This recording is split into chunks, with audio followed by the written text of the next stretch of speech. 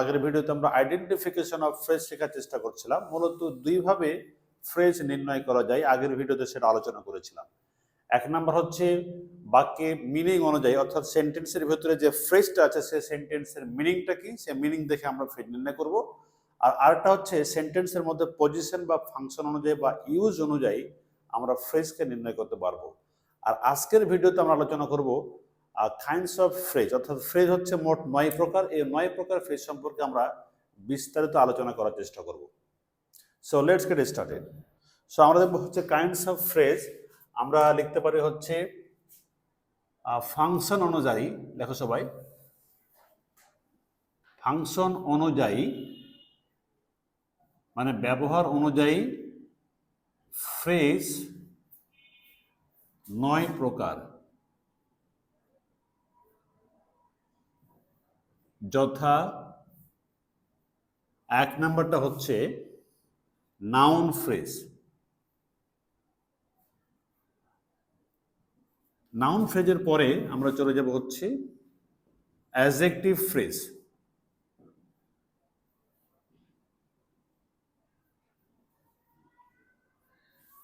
এরপরে 3 নাম্বারটা হচ্ছে ভার্বাল ফ্রেজ।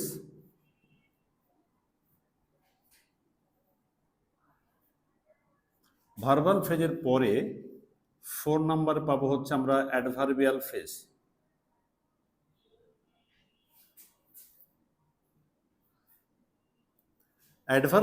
অ্যাডভার্বিয়াল ফ্রেজের পরে আমরা 5 নাম্বার দেব প্রিপজিশনাল ফ্রেজ।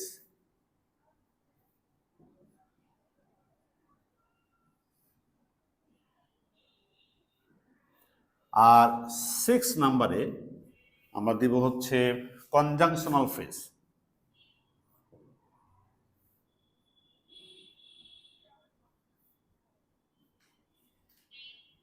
Conjunctional phrase. আর 7 নাম্বারটা হচ্ছে interjectional phrase. Interjectional phrase.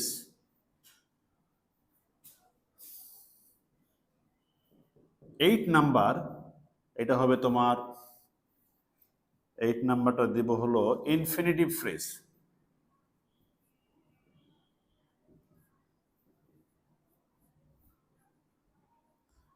Infinitive phrase. আর 9 নাম্বার এটা হচ্ছে পার্টিসিপল ফ্রেজ।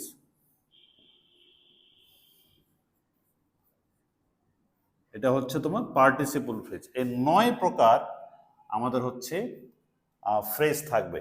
সো আমরা এখন একে একে পর্যায়ক্রমে 9টা ফ্রেজকে বিস্তারিতভাবে আলোচনা করব। সো প্রথমে যেটা আমাদের আসবে সেটা হচ্ছে নাউন ফ্রেজ। সো নাউন ফ্রেজের সম্পর্কে আলোচনা করার জন্য সবাই রেডি হও। নাউন ফ্রেজ সাধারণত নাউনের কাজ করে।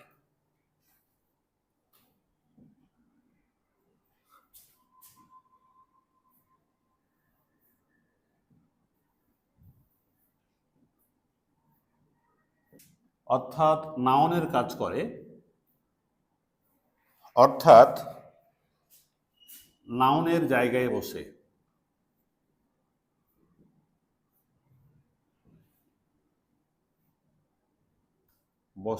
এবং নাউন ফ্রেজ এর অর্থ কোনো একক নাউনকে নির্দেশ করে।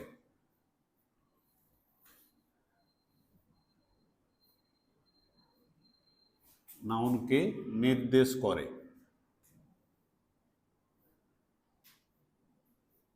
কোন একক নাউনকে নির্দেশ করে। ভার্বের সাবজেক্ট,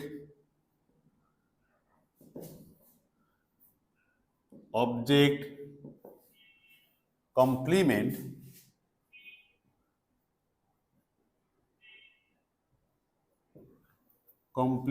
এবং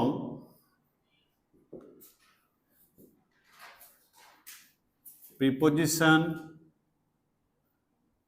এর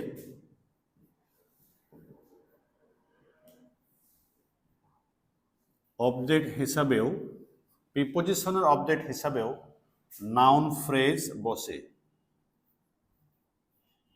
বা নাউন ফ্রেজ ব্যবহৃত হয়।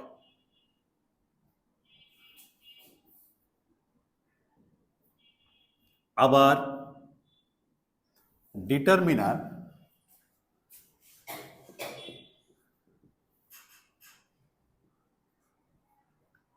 ও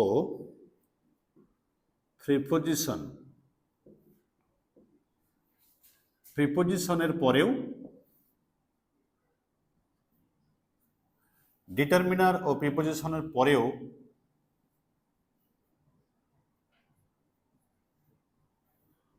নাউন ফ্রেজ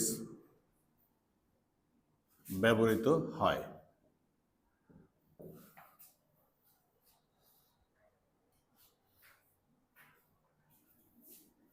কারণ এ সকল স্থানে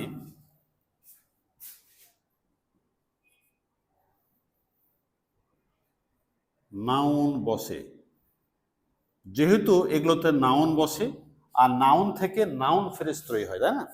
যেহেতু যেখানে যেখানে নাউন বসে এবং ঠিক সেখানে সেখানে আমাদেরকে নাউন ফ্রেজ ব্যবহৃত হয়। যেমন আমরা এখানে বলেছি যে ভার্বের সাবজেক্ট অবজেক্ট, সাবজেক্ট কারো হয়, ভার্বের হয়, অবজেক্ট কারো হয়, ভার্বের হয়, কমপ্লিমেন্টও কিন্তু ভার্বের হয়। অর্থাৎ ভার্বের যেখানে সাবজেক্ট আছে, ভার্বের যেখানে অবজেক্ট আছে, ভার্বের যেখানে কমপ্লিমেন্ট আছে, ঠিক সেই জায়গাগুলোতে কিন্তু নাউন বসে। আর নাউন বসার কারণে যদি সেখানে গ্রুপ অফ ওয়ার্ড হয় নাউনটা, তাহলে সে ওয়ার্ডটা হয়ে যাবে কি নাউন ফ্রেজ। আবার আমরা আলোচনা করবো ডিটারমিনারের পরে, ডিটারমিনারের পরেও কিন্তু হচ্ছে আমাদেরকে নাউন বসে। আর ওখানে যদি গ্রুপ অফ ওয়ার্ড থেকে যায় তাহলে সেখানে বসবে কি নাউন ফ্রেজ। ঠিক আছে? প্রিপজিশনের পরে, প্রিপজিশনের পরে যে গ্রুপ অফ ওয়ার্ড থাকে সেটা হচ্ছে প্রিপজিশনের অবজেক্ট। আর প্রিপজিশনের অবজেক্টটা হচ্ছে একটা নাউন এবং সেটা হচ্ছে নাউন ফ্রেজ। ঠিক আছে? আমরা বলছিলাম যে ডিটারমিনার, ডিটারমিনারটা কি কেউ বলতে পারবা? ডিটারমিনার আমরা আর্টিকেল পড়েছি না? আর্টিকেল এ এম দি এগুলো হচ্ছে আর্টিকেল। আর্টিকেল গুলো হচ্ছে ডিটারমিনার আকারে ব্যবহৃত হয়। আমরা পজিটিভ প্রোনাউনের নাম শুনেছি না? কেউ পজিটিভ প্রোনাউনের নাম বলতে পারবা? His, her, my, my book, my book, our book. এই যে পজিটিভ কেসটা আছে আওয়ার, আওয়ার কি করছে? বুক নাউনকে নির্দেশ করছে। এই কারণে আওয়ারটা হচ্ছে তোমার ডিটারমিনার। অর্থাৎ কোনো ওয়ার্ড যদি কোনো ওয়ার্ডকে নির্দিষ্ট করে দেয় তাহলে সে ওয়ার্ডটা হচ্ছে তোমার ডিটারমিনার। তাহলে আওয়ার কি করলো? বুকটাকে ফিক্সড করে দিল, নির্দিষ্ট স্পেসিফিক করে দিল, তাই না? এই যে স্পেসিফিক যে করে সেই হচ্ছে তোমার ডিটারমিনার। ঠিক আছে? আবার ধরো তোমার হচ্ছে দিস বুক, দ্যাট বুক, এই যে দিস আর দ্যাট কি করছে? বুককে ফিক্সড করে দিচ্ছে, স্পেসিফিক করে দিচ্ছে। এই দিস দ্যাট এগুলো কিন্তু প্রোনাউন, সেগুলো কিন্তু এখন কি হয়ে যাচ্ছে? ব্যবহারের কারণে ডিটারমিনার হয়ে যাচ্ছে। ঠিক আছে? অর্থাৎ যে কি করে কোনো ওয়ার্ডকে স্পেসিফিক করে সেই হচ্ছে ডিটারমিনার। আমরা মূলত এখন শিখলাম যে ভার্বের যদি সাবজেক্ট পায়, অবজেক্ট পায় এবং কমপ্লিমেন্ট আকারে যদি কোনো ওয়ার্ড থাকে সেটা কি হয়? নাউন হয়। এবং নাউনের জায়গায় যখন গ্রুপ অফ ওয়ার্ড হয়ে যাবে তখন সেটা কি হয়ে যাবে? নাউন ফ্রেজ হয়ে যাবে। আমরা নাউন ফ্রেজের এটা গঠন তো আলোচনা করি। নাউন ফ্রেজের গঠন তোমাকে দেবো, সেটা হচ্ছে স্ট্রাকচার। নাউন ফ্রেজের স্ট্রাকচার তোমাদেরকে দেব। হ্যাঁ, সেটা হচ্ছে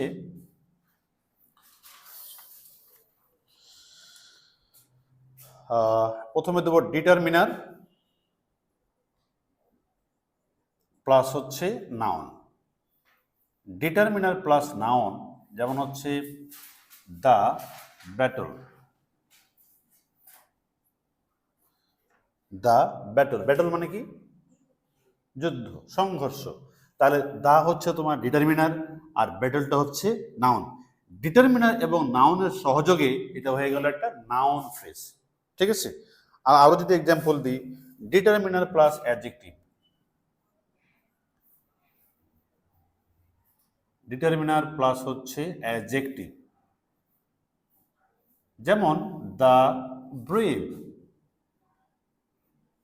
দা হচ্ছে একটা ডিটারমিনার আর ব্রেভ হচ্ছে এখানকার অ্যাডজেক্টিভ, হয়ে গেল নাউন ফ্রেজ। ডিটারমিনার প্লাস হচ্ছে অ্যাডজেক্টিভ প্লাস হলো noun.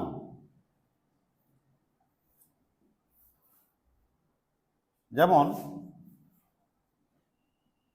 The civil law, the civil law হয়ে গেল। অ্যাডজেক্টিভ প্লাস হচ্ছে নাউন, যেমন হট ওয়াটার। এখানে হট হচ্ছে অ্যাডজেক্টিভ আর নাউন হচ্ছে ওয়াটার। আর এখানে দা হচ্ছে ডিটারমিনার, সিভিল হচ্ছে অ্যাডজেক্টিভ আর ল হচ্ছে তোমার একটা noun. So determiner adjective plus হচ্ছে নাউন দিয়ে হয়ে গেল adjective noun clause. Determiner plus adverb plus adjective plus noun, adjective plus noun. যেমন হচ্ছে a very good girl. A very good girl, এখানে এ হচ্ছে তোমার ডিটারমিনার, ভেরি হচ্ছে অ্যাডভার্ব আর গুড হচ্ছে একটা অ্যাডজেক্টিভ আর গার্ল হচ্ছে নাউন। এভাবে নাউন ফ্রেজ গঠিত হয়। নাউন অ্যান্ড নাউন, যেমন খিত অ্যান্ড খিন। খিত এবং খিন অ্যান্ড দ্বারা যুক্ত হয়েছে। কিত আর কিন দুটোই হচ্ছে নাউন, অর্থাৎ নাউন প্লাস অ্যান্ড প্লাস হচ্ছে নাউন। এবার নাউন প্লাস প্রিপোজিশন প্লাস হচ্ছে নাউন, সেটা হচ্ছে পোয়েট অফ বিউটি। পোয়েট হচ্ছে নাউন আর অফ হচ্ছে একটা প্রিপোজিশন, আবার বিউটি হচ্ছে একটা নাউন। সুতরাং নাউন প্রিপোজিশন নাউন দ্বারা আমাদের নাউন ফ্রেজ গঠিত হয়েছে।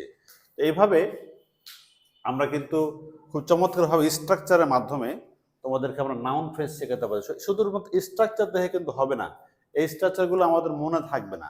আমাদের পজিশন দেখতে হবে যে এই যে ফ্রেজগুলো আমরা দেখলাম, এই ফ্রেজগুলো আসলে সেন্টেন্সের কোথায় ব্যবহৃত হচ্ছে, অর্থাৎ পজিশনটা কোথায়, ফাংশনটা কোথায়, এটা দেখে আমরা ফ্রেজকে নির্ণয় করতে পারবো। সেন্টেন্সের কোন জায়গায় বসে সেটা দেখে আমরা ফ্রেজ নির্ণয় করতে পারবো। ভার্বের সাবজেক্ট ও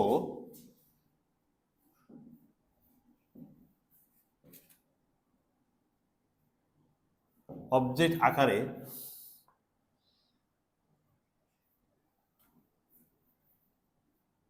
কোনো ফ্রেজ বসলে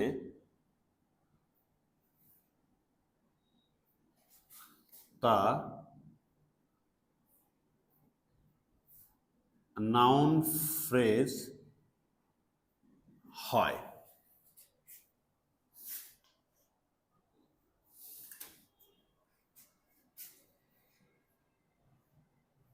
তাই জিরান ও ইনফিনিটিভ ফ্রেজ যদি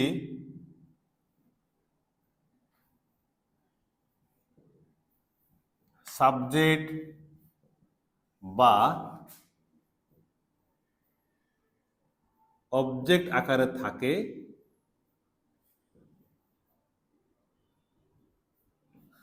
তাহলে তা নাউন ফ্রেজ হয়।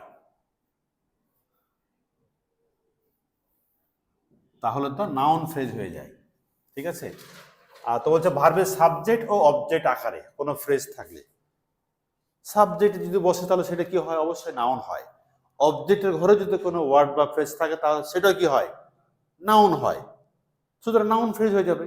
ঠিক আছে, আবার যদি বলছে যে তাই জিরান ও ইনফিনিটিভ, জিরান কোনটা, ভার্বের সাথে আইএনজি, আর ইনফিনিটিভটা কি, টু প্লাস ভার্ব। এই টু প্লাস ভার্ব যুক্ত যদি কোনো ফ্রেজ থাকে, ভার্বের সাথে আইএনজি যুক্ত কোনো ফ্রেজ যদি সাবজেক্ট বা অবজেক্ট আকারে থাকে, তাহলে সেই ফ্রেজটা হয়ে যাবে তোমার নাউন ফ্রেজ। এক্সাম্পল লেখো। এক্সাম্পল হচ্ছে the man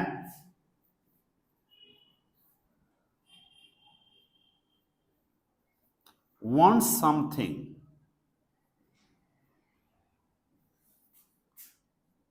to eat. The man wants something to eat. আমরা দাগ দেব হচ্ছে something to eat. Something to eat এটা একটা ফ্রেজ। এখন এটা কোন ফ্রেজ সেটা আমরা আলোচনা করবো। সেটা হচ্ছে দেখো, এই সেন্টেন্সের সাবজেক্ট হচ্ছে দ্য ম্যান, আর ওয়ান্টস হচ্ছে ভার্ব। ভার্বকে কি বা কাকে দ্বারা প্রশ্ন করলে যে অ্যান্সার পাওয়া যায় সেটা হচ্ছে অবজেক্ট। অবজেক্ট চেনার সবচেয়ে সহজ উপায় হলো ভার্বকে কি বা কাকে দ্বারা প্রশ্ন করলে যে অ্যান্সার পাওয়া যাবে সেটাই হচ্ছে অবজেক্ট। তাহলে তুমি প্রশ্ন করো, দ্য ম্যান ওয়ান্টস, লোকটি চায়, কি চায়? সামথিং টু ইট, খাওয়ার জন্য কিছু চায়, খাওয়ার জন্য কিছু চাই। তারা কি দ্বারা প্রশ্ন করলে এত বড় অ্যান্সার পেয়েছি, তাই না? এই পুরোটাই হচ্ছে তোমার অবজেক্ট। আর অবজেক্টের ঘরে যখন একটা গ্রুপ অফ ওয়ার্ড আছে সেটা হয়ে যাবে নাউন ফ্রেজ। কারণ কি, অবজেক্টের ঘরে কিন্তু নাউন বসে। অবজেক্টের ঘরে কি বসে? নাউন বসে। সুতরাং এই যে গ্রুপ অফ ওয়ার্ডটা আছে, গ্রুপ অফ ওয়ার্ডটা হয়ে যাবে নাউন ফ্রেজ। ঠিক আছে? কেন? এটা অবজেক্টের ঘরে আছে তাই। এবার লেখো, টু রাইড ওয়েল, ভালো করে চালাতে, রিকোয়ার্স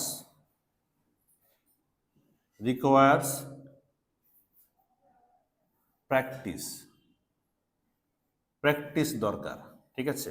তো টু রাইড ওয়েল এর নিচে দাগ দিয়ে দিলাম আমরা। টু রাইড ওয়েলটা হচ্ছে একটা সাবজেক্ট, আর রিকোয়েস্টটা হচ্ছে ভার্ব। আমরা তো নর্মালি দ্য ম্যানকে সাবজেক্ট বলে অভ্যস্ত, একটা ওয়ার্ডকে সাবজেক্ট বলে অভ্যস্ত, তাই না? কিন্তু এখানে 1 2 3 তিনটা ওয়ার্ড মিলে একটা সাবজেক্ট হয়েছে, এটা গ্রুপ অফ ওয়ার্ড হয়েছে। এবং সেটা এটা কি দেখো, ইনফিনিটিভ। টু প্লাস ভার্বটা কি? ইনফিনিটিভ। ভার্বের পূর্বে যখন টু থাকে তখন সেটা কি হয়ে যায়? ইনফিনিটিভ হয়ে যায়। সো ইনফিনিটিভ যুক্ত এই যে ফ্রেজটা আছে এটা সাবজেক্টের ঘরে বসেছে। আর আমরা জানি সাবজেক্টের ঘরে হয় নাউন বসবে অথবা অবজেক্ট বসবে।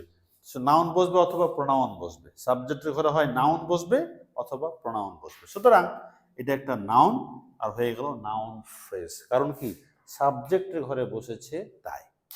সাবজেক্টের ঘরে বসতে গেলে তাকে হয় নাউন হতে হবে অথবা প্রোনাউন হতে হবে। নাউন হওয়ার কারণে নাউন ফ্রেজ হয়ে গেল। নেক্সট সেন্টেন্স লেখো, qualifying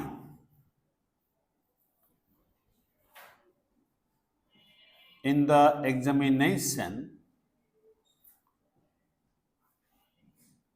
is not easy.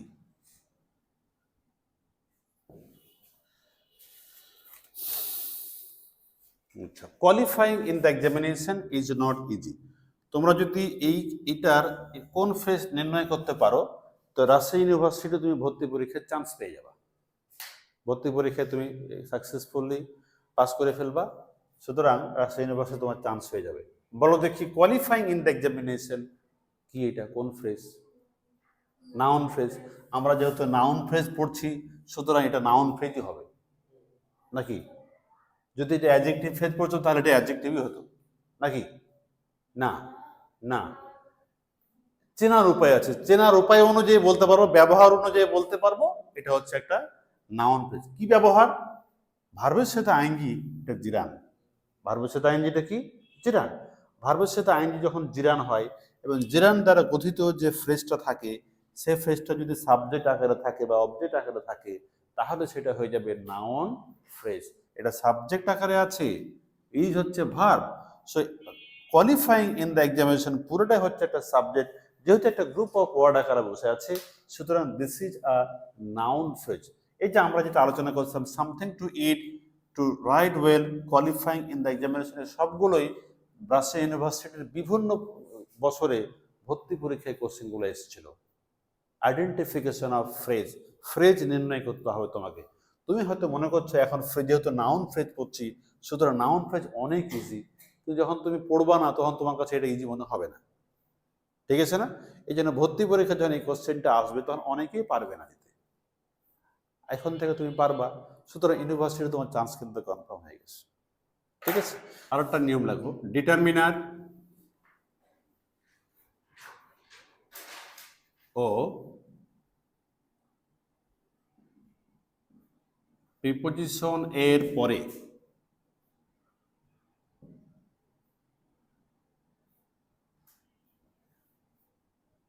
Noun phrase বসে। কি চমৎকার কথা বলছে, ডিটারমিনার ও প্রিপজিশনের পরে নাউন ফ্রেজ বসে। আমরা এক্সাম্পল দেব।